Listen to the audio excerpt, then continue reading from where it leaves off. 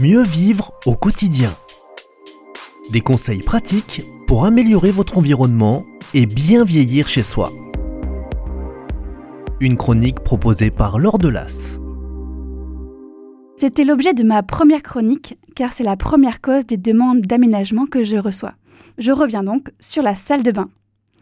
Si vous ne l'avez pas écoutée et que vous avez une baignoire chez vous, je vous encourage à aller l'écouter sur le site Radio Présence dans l'onglet Société, Vie Famille, Mieux vivre au quotidien. Et cette fois-ci, je m'adresse à tous ceux qui se disent « c'est décidé, je voudrais refaire ma salle de bain ». Ça fait parfois peur de se lancer dans des travaux, on peut être découragé devant les démarches à effectuer ou bien tout simplement ne pas savoir vers qui se tourner. Aujourd'hui, je vous guide pour que vous puissiez envisager ces travaux sereinement. Commençons par le commencement. Pourquoi voudrions-nous refaire notre salle de bain ? On ne le dira jamais assez, avoir un logement adapté et sécurisé, c'est mettre toutes les chances de son côté pour pouvoir y vivre le plus longtemps possible et le mieux possible. La salle de bain, c'est un lieu stratégique. Tout d'abord parce qu'il y a plus de risques de tomber dans la salle de bain. C'est 46% des chutes à domicile. Et que cela vaut donc le coup de la sécuriser. Ensuite, c'est également une pièce stratégique pour l'estimation de votre logement. Ça sera toujours un avantage d'avoir une salle de bain refaite et accessible lors d'une éventuelle revente. Ce que l'on va venir aménager en premier lieu, cela va être la douche. Le mieux est de faire installer une douche à l'italienne qui sera tout à fait de plain-pied ou bien d'aménager une douche avec un receveur extra plat le plus fin possible pour minimiser le ressaut. La faisabilité d'une solution ou de l'autre va dépendre de la possibilité de décaissement et de la gestion de l'évacuation. Pour cela, il faut vous adresser à un professionnel du bâtiment compétent. Ensuite, à l'intérieur de cette douche, on n'oubliera pas d'installer un siège de douche.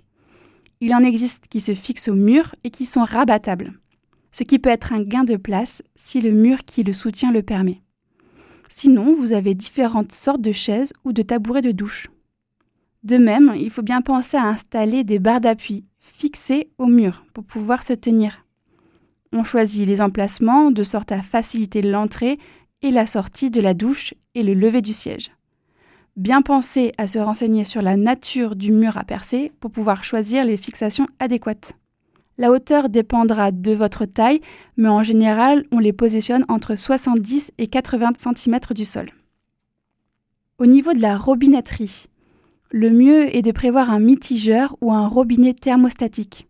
Et comme je vous l'avais déjà dit dans un précédent épisode, on pense bien au tapis antidérapant dans la douche et en sortie de douche. Le sol de la salle de bain doit également être d'un revêtement antidérapant. Souvent, cela sera peut-être aussi l'occasion de changer les radiateurs s'ils sont un peu trop anciens. Vous gagnerez en confort et en consommation. Il faut prévoir un bon espace de circulation dans la salle de bain. Cela demande parfois de supprimer quelques meubles ou bien le bidet ou bien changer le meuble vasque. On n'oublie pas non plus un éclairage suffisant dans la salle de bain. Et d'ailleurs, avoir des prises électriques accessibles est également pratique, sachant qu'il faut qu'elles soient à plus de 60 cm du bord de la douche. Donc tout ça, ce sont des informations un peu techniques, mais qui vous donnent un bon aperçu d'à quoi on doit penser pour rendre sa salle de bain pratique et accessible. Maintenant, vous vous demandez peut-être vers qui vous tournez et comment financer ces travaux. Je fais durer encore un peu le suspense et je vous donne rendez-vous la semaine prochaine dans cette même chronique pour le savoir.